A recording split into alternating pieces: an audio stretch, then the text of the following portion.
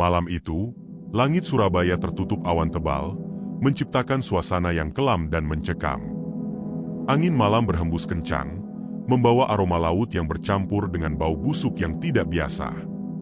Di tengah kegelapan, jembatan merah berdiri megah, menyimpan cerita-cerita seram yang menghantui setiap orang yang melintasinya. Banyak orang menghindari melewati jembatan ini di malam hari, karena kisah-kisah mistis yang tersebar luas. Pada sebuah malam, seorang pemuda bernama Ardi terpaksa melintasi jembatan ini. Hatinya berdebar kencang saat mendekati jembatan merah, namun ia berusaha menenangkan dirinya dengan logika. Hanya cerita, gumamnya, tidak ada hantu di sini. Namun, saat kakinya melangkah di atas jembatan, ia merasakan hawa dingin yang menusuk tulang. Lampu-lampu di sekitar jembatan berkedip-kedip, seolah-olah ada sesuatu yang mengganggu aliran listrik. Tiba-tiba, terdengar suara langkah kaki di belakangnya. Ardi berhenti dan menoleh, tapi tidak ada siapa-siapa. Hanya kegelapan yang menyambut pandangannya. Ia melanjutkan langkahnya, namun suara langkah itu semakin jelas dan dekat. Rasa takut mulai merayap di dalam dirinya. Ia mempercepat langkah, tapi suara itu juga ikut mempercepat. Jantungnya berdegup kencang, keringat dingin mulai membasahi dahinya. Saat itulah, ia melihat sosok bayangan di ujung jembatan.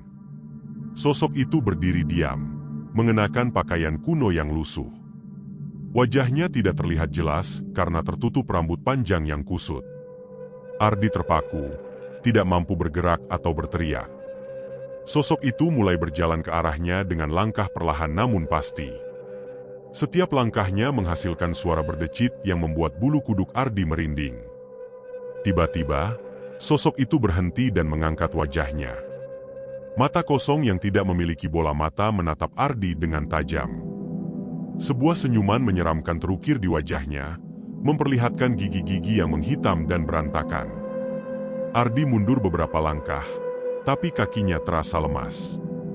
Ia ingin lari, tapi tubuhnya tidak menurut. Hanya bisa berdiri dan menatap horor di depan matanya. Sosok itu mengangkat tangannya, menunjukkan jari-jari yang kurus dan panjang dengan kuku-kuku yang tajam. Ardi merasa seolah-olah jiwanya tertarik oleh pandangan kosong itu. Tiba-tiba, sosok itu menghilang begitu saja, meninggalkan Ardi dalam ketakutan yang mendalam. Ia berlari sekuat tenaga, meninggalkan jembatan dengan perasaan bahwa sosok itu mungkin masih mengikutinya. Di rumah, Ardi tidak bisa tidur. Bayangan sosok menyeramkan itu terus menghantui pikirannya. Setiap kali ia memejamkan mata, ia melihat wajah mengerikan itu dengan mata kosong yang menatap tajam. Ardi merasa terjebak dalam mimpi buruk yang tidak berakhir. Ia memutuskan untuk mencari tahu lebih banyak tentang jembatan merah dan cerita-cerita menyeramkan yang menyelimutinya. Keesokan harinya, Ardi mengunjungi perpustakaan kota untuk mencari informasi. Ia menemukan beberapa catatan lama yang menceritakan tentang sejarah kelam jembatan tersebut. Ternyata, pada masa kolonial, banyak tahanan perang yang dieksekusi di jembatan ini. Arwah mereka dikatakan masih bergentayangan, mencari keadilan atas kematian mereka yang tidak adil. Ardi merasa merinding membaca kisah-kisah itu. Ia mulai mengerti mengapa banyak orang menghindari jembatan ini di malam hari. Malam berikutnya, Ardi memutuskan untuk kembali ke jembatan.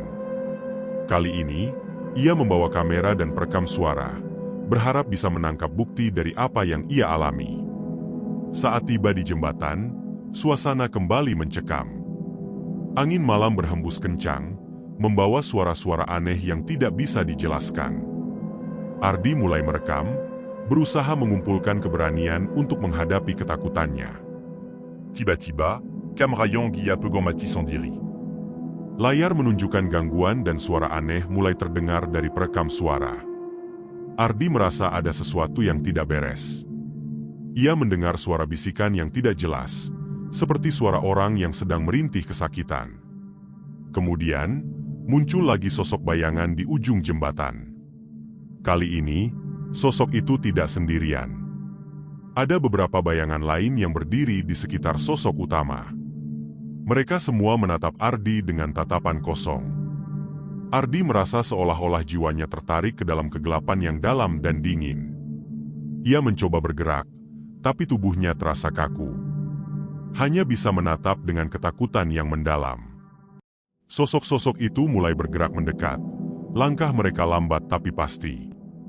Ardi bisa merasakan hawa dingin semakin dekat, seolah-olah mereka menguras energi kehidupannya. Dalam kepanikan, Ardi mencoba berteriak, tapi suaranya tidak keluar. Ia merasa terjebak dalam mimpi buruk yang nyata, tidak mampu melarikan diri dari kengerian yang ada di depannya. Ketika sosok-sosok itu semakin dekat, Ardi merasa pingsan. Namun, sebelum kesadarannya hilang, ia melihat satu sosok yang berbeda. Sosok ini tampak lebih terang, dengan aura yang bersinar lembut. Sosok itu menatap Ardi dengan tatapan penuh belas kasihan. Tiba-tiba, sosok-sosok yang menyeramkan itu menghilang, meninggalkan Ardi terbaring di atas jembatan dengan rasa lelah yang luar biasa. Ardi terbangun dengan kepala yang pusing dan tubuh yang terasa berat. Ia berusaha bangkit dan melihat sekelilingnya. Jembatan itu kini sepi dan sunyi. Tidak ada tanda-tanda dari sosok-sosok menyeramkan yang tadi malam menghantuinya. Ia memeriksa kamera dan perekam suara, berharap ada bukti yang bisa ia perlihatkan kepada orang lain. Namun, yang ia temukan hanyalah gangguan-gangguan dan suara-suara aneh yang tidak bisa dijelaskan. Ketika ia pulang, Ardi memutuskan untuk menceritakan pengalamannya kepada teman-temannya. Banyak yang tidak percaya, tapi ada juga yang merasa penasaran dan ingin tahu lebih banyak. Malam itu, Ardi berjanji kepada dirinya sendiri untuk tidak pernah lagi melintasi jembatan merah di malam hari. Pengalaman itu meninggalkan bekas yang mendalam di dalam hatinya, membuatnya sadar bahwa ada hal-hal yang tidak bisa dijelaskan oleh logika manusia. Namun, rasa penasaran tetap mengusik pikirannya. Beberapa minggu kemudian, Ardi kembali ke jembatan, kali ini ditemani oleh seorang temannya yang juga penasaran. Mereka membawa lebih banyak peralatan untuk merekam, berharap bisa menemukan jawaban dari misteri yang menyelimuti jembatan merah. Saat malam tiba, mereka mulai merekam dan berjalan di atas jembatan. Seiring berjalannya waktu, mereka mulai merasakan kehadiran yang tidak terlihat. Suara-suara aneh kembali terdengar, dan angin malam bertiup lebih kencang dari biasanya. Ardi dan temannya mulai merasakan hawa dingin yang familiar. Tiba-tiba, kamera mereka menangkap bayangan yang bergerak cepat di ujung jembatan. Teman Ardi, yang awalnya skeptis, kini mulai merasa ketakutan. Mereka mencoba mengikuti bayangan itu, tapi sepertinya selalu menghilang di tikungan jembatan. Ketika mereka mencapai tengah jembatan, sosok-sosok itu kembali muncul. Kali ini lebih jelas dan nyata. Ardi merasakan ketakutan yang sama seperti sebelumnya, namun kini ia lebih siap. Ia mencoba berkomunikasi dengan sosok-sosok itu, bertanya siapa mereka dan apa yang mereka inginkan. Namun, yang ia dapatkan hanya suara-suara bisikan yang tidak bisa dimengerti. Sosok-sosok itu mendekat dengan cepat, membuat teman Ardi panik dan berlari meninggalkan jembatan. Ardi, yang ketakutan namun penasaran, tetap berdiri di tempatnya. Ia melihat sosok terang yang menyelamatkannya sebelumnya muncul kembali. Sosok itu mendekat dan berbicara dalam bahasa yang tidak ia mengerti. Namun entah bagaimana, Ardi merasa tenang. Sosok terang itu kemudian mengangkat tangannya, dan sosok-sosok menyeramkan itu menghilang perlahan. Ardi merasa seolah-olah beban berat di pundaknya terangkat. Sosok terang itu menatap Ardi dengan penuh kasih, lalu menghilang dalam cahaya yang menyilaukan.